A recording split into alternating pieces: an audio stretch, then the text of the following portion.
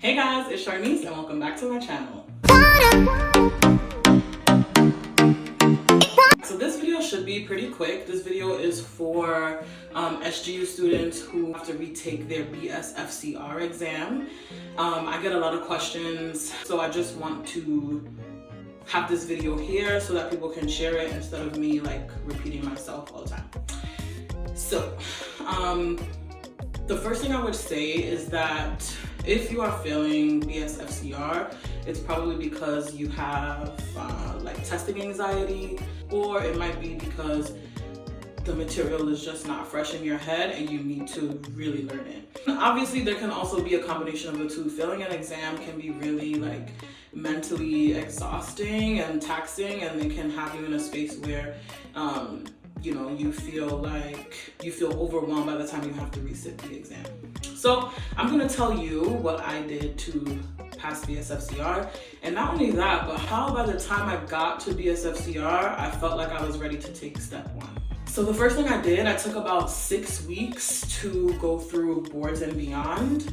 So how I would do this is Monday, Tuesday, Wednesday were boards and beyond days. So I would spend each day watching one category of boards and beyond. So for example, on Monday, I would do biochemistry of boards and beyond. On Tuesday, I would do genetics. On Wednesday, I would do, so I spent every day, Monday, Tuesday, Wednesday only, doing one category of boards and beyond. So what that would look like is I would probably wake up around 6:30, and then I would start watching boards and beyond around 7, and then I could do that until maybe like 2 o'clock in the afternoon, because you need breaks obviously. So 2 o'clock in the afternoon, 3 o'clock in the afternoon. So I would start with boards and beyond. Then with my remaining time in the day, I would do a block of UWorld. Now when I say a block, I only would do like maybe 20 questions of UWorld. I would do a block of UWorld, so a half block of UWorld, on those same topics that I covered on boards and beyond. And then with the rest of the day, I would review those UWorld questions and make notes on what I got wrong. And then I would also do old IMCQ questions. So if you're an SGU student, you know that the old IMCQs are questions that are given to you by SGU, and some of them are kind of like reworded on the cumulative exam. Of course, the cumulative exam changes every year, but the general consensus is that you should redo your IMCQs. And the first couple of times around, I didn't redo all of my IMCQs and I failed. So then I would spend the rest of the day redoing the IMCQs. And you just want to map it out.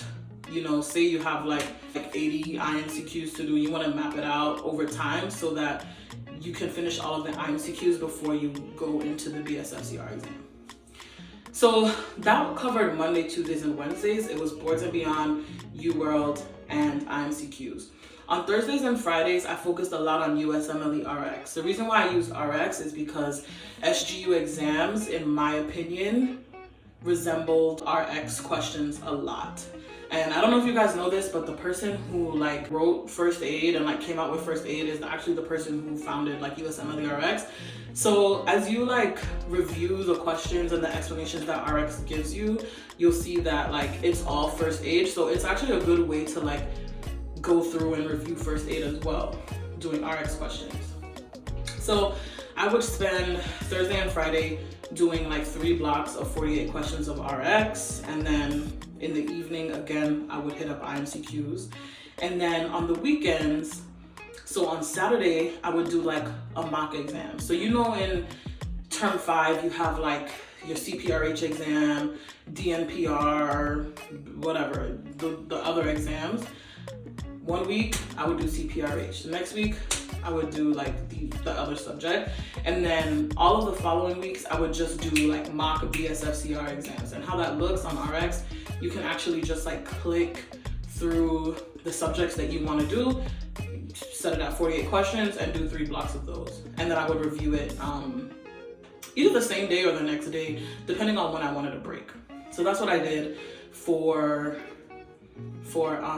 the weekends. So the weekends were like strictly for mock exams on USMLE RX.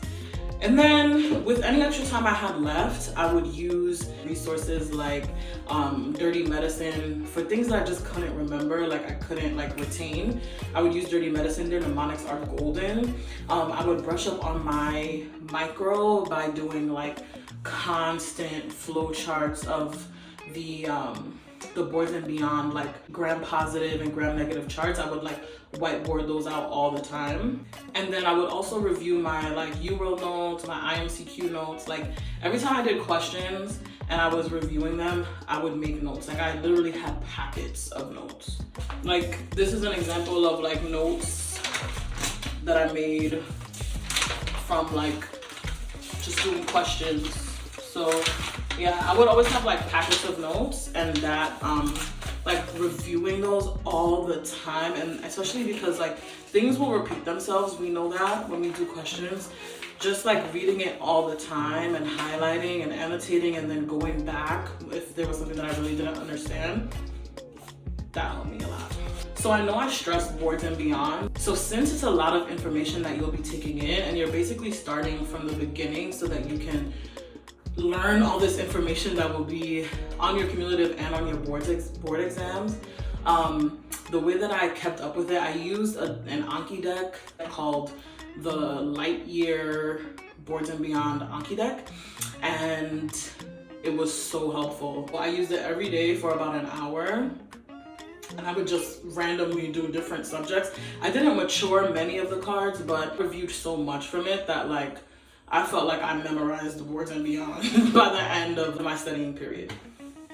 So yeah, that's really what I did to study for Bsfcr. And by the end of Bsfcr, I kid you not, I literally told my friend, like, I feel like I can take STEP in a week. But obviously when you sign up for STEP, you have to like go through ECFMG, you have to wait for permits, you have to do all these things. They don't have availability. So I ended up scheduling my exam like by the end of October, and I was just like, okay, I'm gonna give myself 5 weeks and I'm gonna take it on December 5th. And that's exactly what I did. And I passed.